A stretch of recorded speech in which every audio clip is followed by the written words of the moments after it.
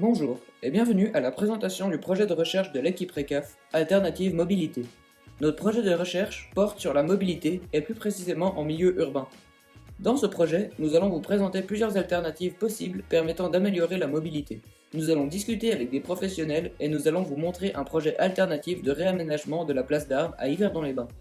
Le problème que nous avons identifié est l'augmentation énorme de la population aujourd'hui et dans les années à venir. À l'heure actuelle, sur une population globale d'environ 7,7 milliards de personnes, environ 3,5 milliards habitent en milieu urbain. Plusieurs études prédisent que la population globale est amenée à augmenter à environ 9,7 milliards d'ici 2050 et à 11 milliards d'ici 2100.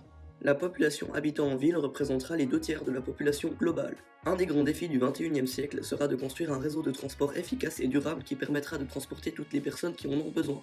Plusieurs solutions innovantes ont déjà été imaginées, dont certaines ont déjà été mises en place à petites échelles.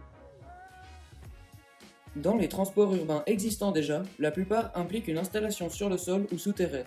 Or, le transport par câble est souvent délaissé. Pourtant, il présente de nombreux avantages comme la rapidité, le débit horaire et peu de contraintes par le terrain, par exemple relief, obstacles naturels ou infrastructures humaines. De plus, son prix est raisonnable et sa facilité d'installation en font le candidat idéal pour un nouveau transport urbain. Ce moyen de transport utilise à la fois des systèmes qui existent et qui ont fait leurs preuves, et des technologies récentes qui tendent à se démocratiser. Il consiste en de petits véhicules électriques autonomes et se déplaçant sur une voie spéciale. L'utilisation de l'ordinateur et même d'une intelligence artificielle peut rendre ces véhicules encore plus efficaces et limiter les bouchons des heures de pointe. Un système comme ça existe déjà à l'aéroport de Londres en Angleterre pour relier le terminal au parking.